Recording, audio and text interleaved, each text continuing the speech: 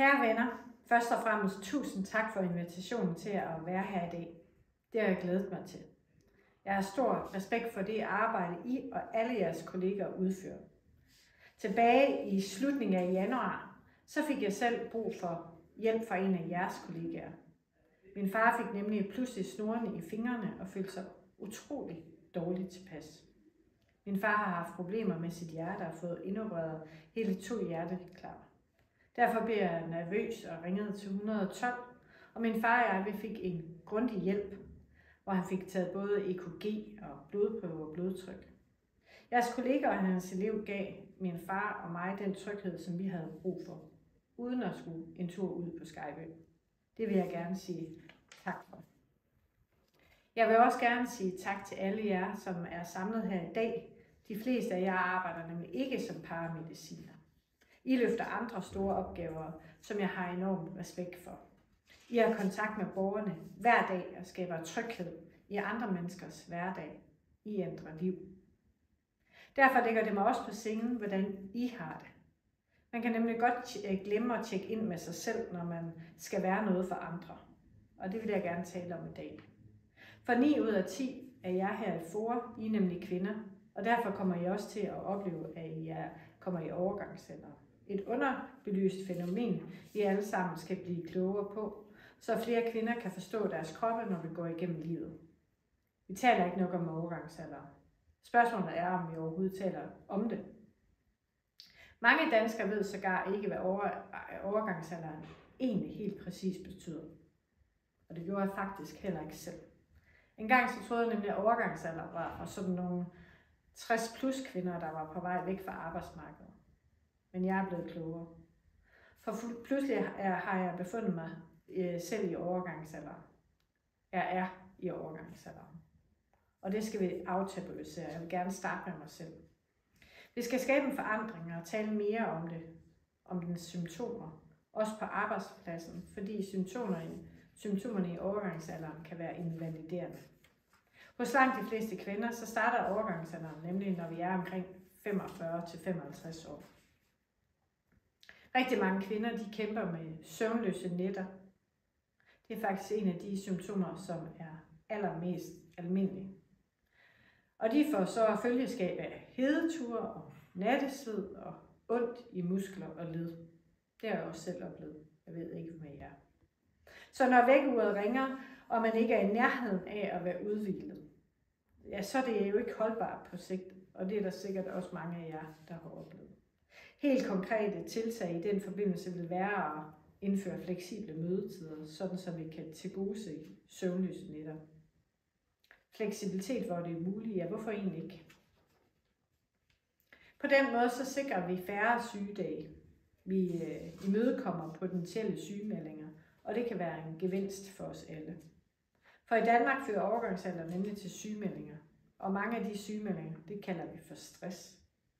Men overgangsalder er ikke lig med stress. Ja, det er jo faktisk slet ikke en sygdom.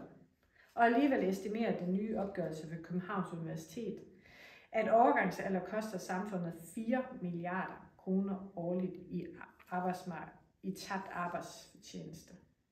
4 milliarder kroner. Derfor mener jeg faktisk også, at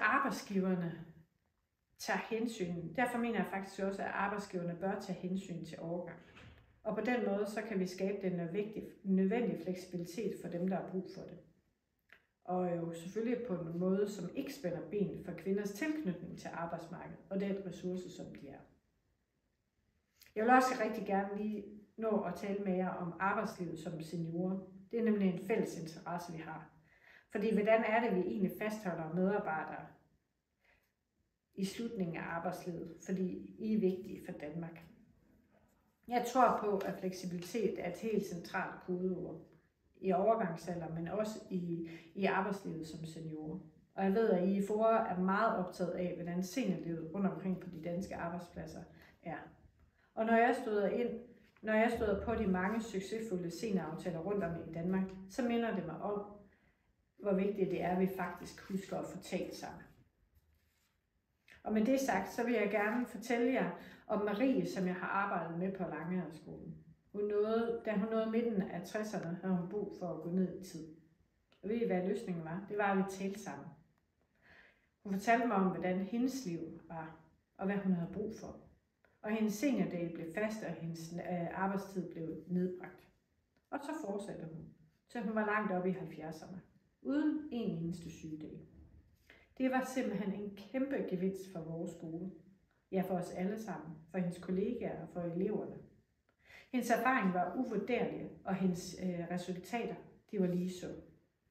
Ofte er det små justeringer som denne, der skal til. Flere seniordage, måske fastlagte. Arbejdstider, medarbejderne i højere grad selv kan planlægge. Eller som social- og sundhedsassistenten Annette, der med til alderen har fået et noget dårligere syn og derfor har svært ved at arbejde i mørke.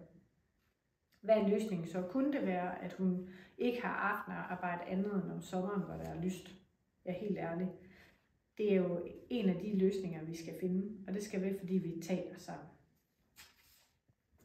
Den sidste ting, jeg gerne vil snakke om i dag, det er, hvordan vi styrker jeres erhvervsuddannelser. Det er afgørende for, at vi kan opretholde den vigtige og nære velfærd i Danmark for borgerne. Den nære velfærd, I stolte kan bryste jer af og levere. Fra Christiansborg hører vi tit, at det er studiemiljøerne, der halter. At der skal flere fredagsbarer og mere socialt sammenhold på erhvervsskolen. Og det er der måske også en sandhed i. Men det er bare ikke kun det, jeg hører, når jeg besøger erhvervsskolerne rundt omkring i Danmark. Det er ikke de eneste udfordringer at høre om. Derimod så hører jeg om usikkerheden om man overhovedet kan få en praktik eller elevplads. At det er det, der fylder. Finder jeg den rigtige læreplads, der kan tilbyde mig et godt og lærerigt arbejdsmiljø? Det er bekymringer som dem, der optager eleverne. Og I har sikkert hørt historierne. I mit perspektiv er det samarbejde med arbejdspladserne enormt vigtigt. Både på det kommunale plan eller det regionale. Så du eksempelvis som pædagogisk assistent ikke skal bekymre dig om du finder en oplæringsplads, så du kan blive færdiguddannet. Eksempelvis så taler jeg med Heidi. Hun er mor til 2 drenge, som lige har valgt 10. klasse center, hvor de skal starte efter sommerferien. I stedet for at gå direkte på en erhvervsskole. Og det gjorde hun, fordi hvordan kunne hun være sikker på, at de kunne få en god praktikplads? Så her 1. maj, så er jeg rigtig glad for at kunne være her sammen med jer. Jeg mener, at vi skal sammen have mere viden og forståelse for overgangsalderen, at vi skal sikre et godt seniormiljø, og at vi skal sikre gode erhvervsskoler. Glædelig 1. maj.